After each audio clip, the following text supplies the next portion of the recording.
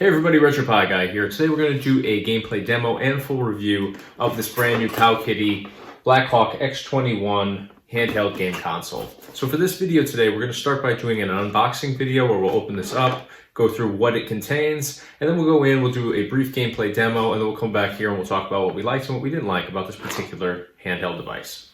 Alright, so we're going to get started unboxing this here.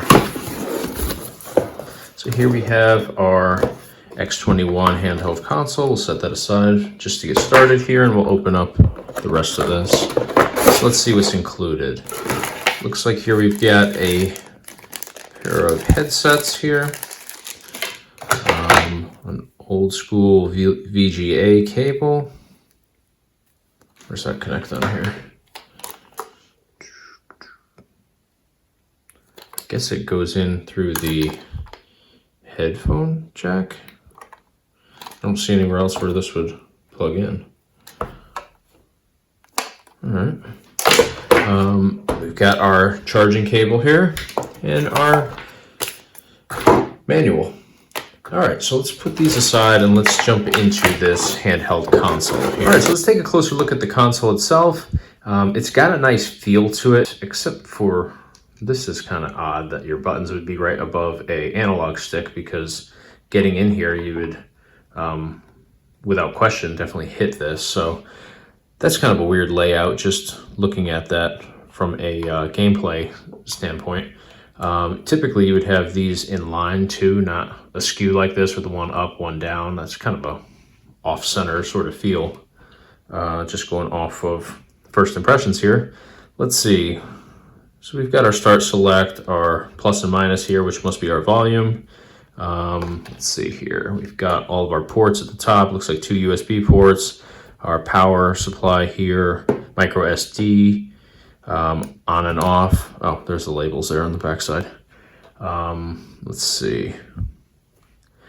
Headphone jack here, which I assume is where we're going to put that VGA cable to connect to a TV or monitor, since I don't see anywhere else where we would put that on here. Just kind of scanning over this real quick. Yeah, I don't see anywhere else where we would put it on here. In terms of the finish, it's kind of a nice finish, except for you can see I've just handled this for, what, a brief minute maybe, and the fingerprints show up. They're pretty unsightly actually, but aside from my 100 fingerprints already, if you look at this, you can see there's actually a nice kind of shimmery, glittery sort of finish on this black color here, which is kind of cool. So let's go ahead and power this on. Let's see what it looks like here. But it's definitely kind of a nice feel. What the heck was that?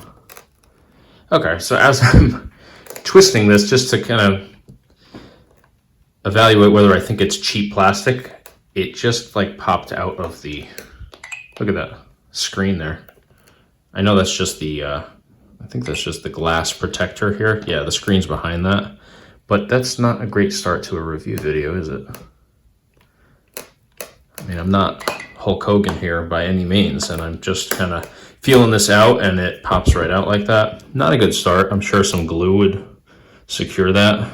It's not the screen, it's just the screen protector that's on here, but it is built in, so definitely not how you want that to easily pop out like that.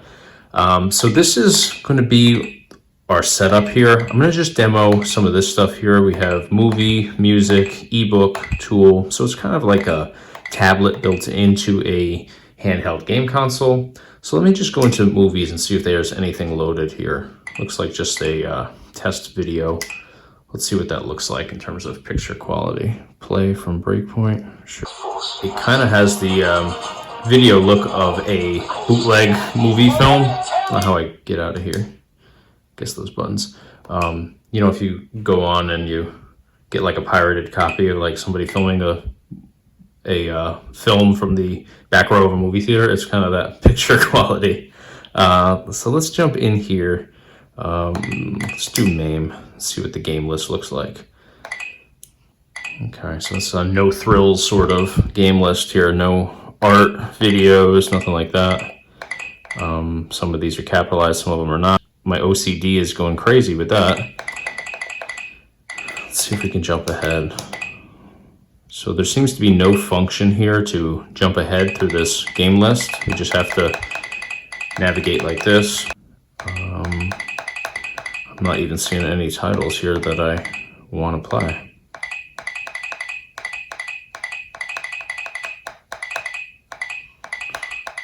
Street Fighter 2, where's that? Right there. Let's check this one out. This is going to be Street Fighter 2. So you see, like, it's like opening up files on a computer. Definitely no graphics or anything like that, which is unfortunate. So this is Street Fighter 2. It's going to be a Capcom game for the arcade. I can tell already I'm not going to like these analog sticks being like that. I'm like OCD with things being even, and that's not going to be even at all. Okay. Okay, so that's going to return. So it looks like start is dual function for starting and inserting coins. Kind of strange.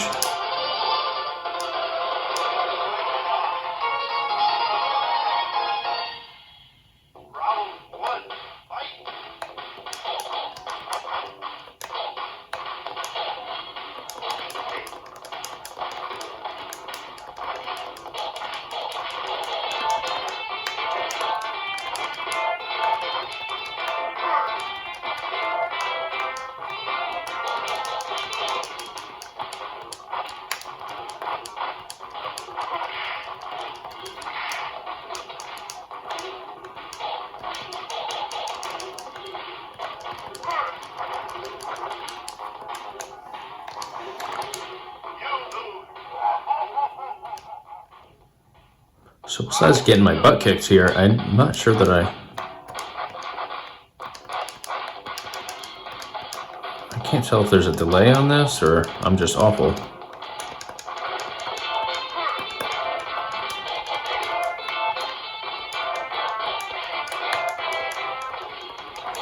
Alright, I'm not sure. I'm going to jump out of this game and try. So that seems to be everything on here. So it's 169 titles for MAME.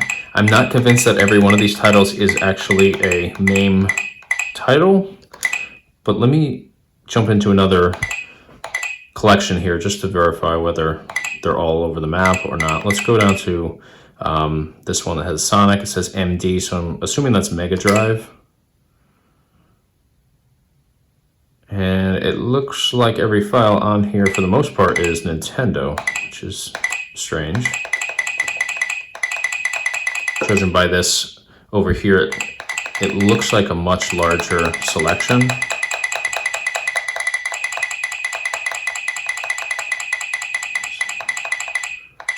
That is the most annoying sound in the world. I can't believe that they don't have a function to jump through this like RetroPie has. You know, where you'd usually just hit select and then you'd be able to advance past all of this. I don't feel like going all the way down here. So let's see what Batman Returns looks like.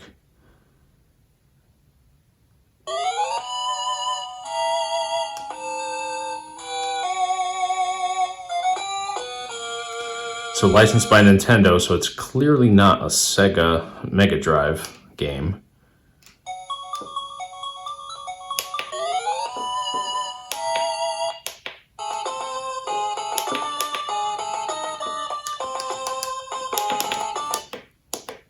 Okay.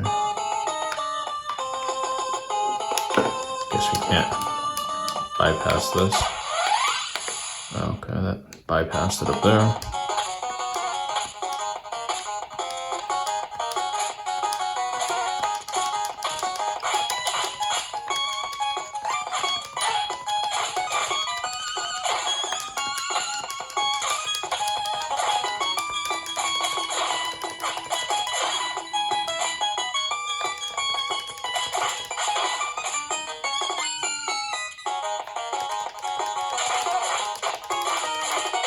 Yeah, so I don't think there's a lag.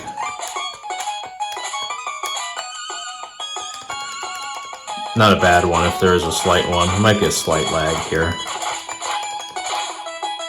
Alright, so I'm going to jump out of this. It's the start select button. So it looks like we have our save and load functions here as well as exit and return. So that's good to know. I really hate how this is set up though in terms of the files. I mean, we're clearly not in a Nintendo file, so it's all Nintendo, but had Sonic as the character for the category image. It's bizarre. So let me back out. No, I don't want to delete. How the heck do you back out of here? B? Yeah. All right, so if that was Nintendo, then what would be the one that has Mario on it? Also Nintendo. Okay. Definitely not organized well.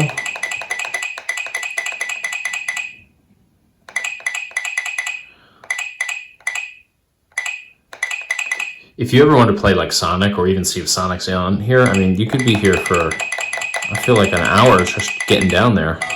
This is really annoying me that this isn't centered. The gap here is much larger than the gap here. Not that I'm here to be nitpicking, but if you have an issue like that on the outside, going into this, it's gotta be a total mess. So everything here is Chinese or Japanese or something other than English. I have no idea how to navigate through this. I guess, is there like a return button at the end? We can just skip through this. All right, I'm gonna get out of this mess. That was a poor choice.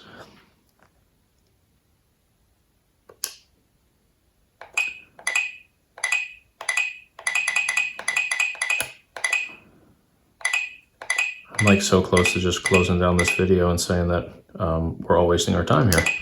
Let's see what Jackie Chan has. 1985 Nintendo. Okay, so that's the first one that's been lined up with the correct heading.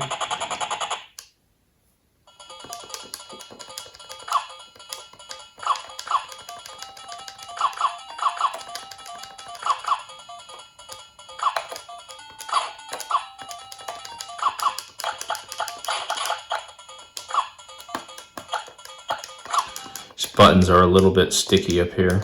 Just noticing that. I don't think I've hit the X button yet.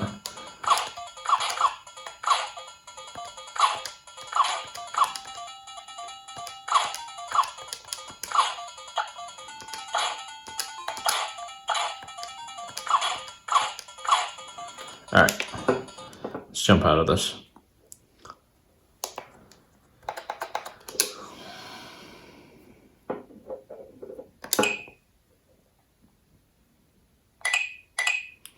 So other here, which has the little SD card image, I'm assuming is if you had more games on an SD card that you want to put on here. Now, I'm not sure if you could actually change the whole layout here and just use the shell of this for, you know, kind of creating your own system or game collection, you know, like you could do with RetroPie where you use, you know, the Raspberry Pi 4, but you can go in and create your own system more or less. I'm not sure if you could do that here. I'm not sure, honestly, if you'd want to do that here. I really don't like that. Like every time I have to hit the B button, or if I were actually going to jump over to the Y button, I'm actually hitting this, which I don't even know what the function is because none of these games seem to even utilize this. So anyways, let me jump out of this and we'll talk about this review. All right, guys, so that did not go well at all for this particular handheld console. So I just jumped on Google real quick because I thought I remember these going for about $65 or so. Turns out now you can get them from anywhere from $44 up to $95.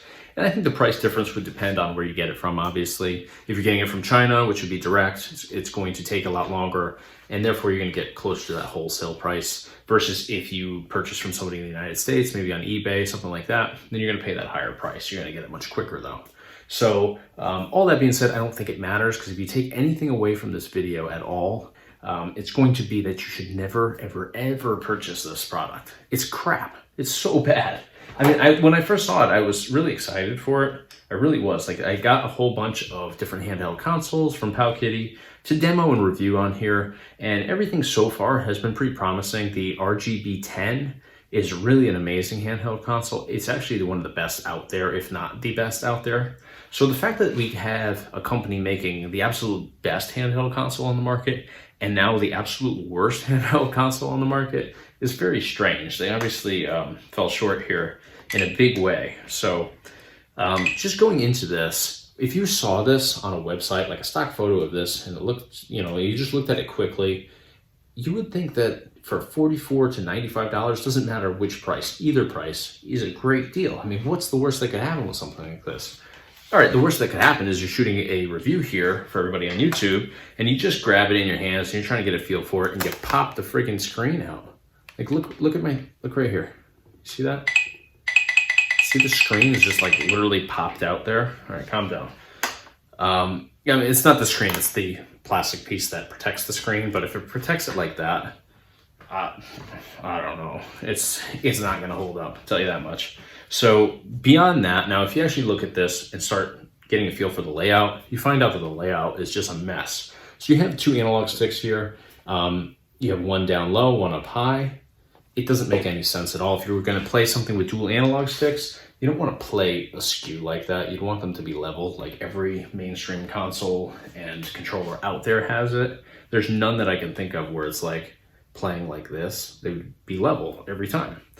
The only reason I think they would do this is because they're clearly knocking off the JXD S192K Singularity console. And on that console, everything is level.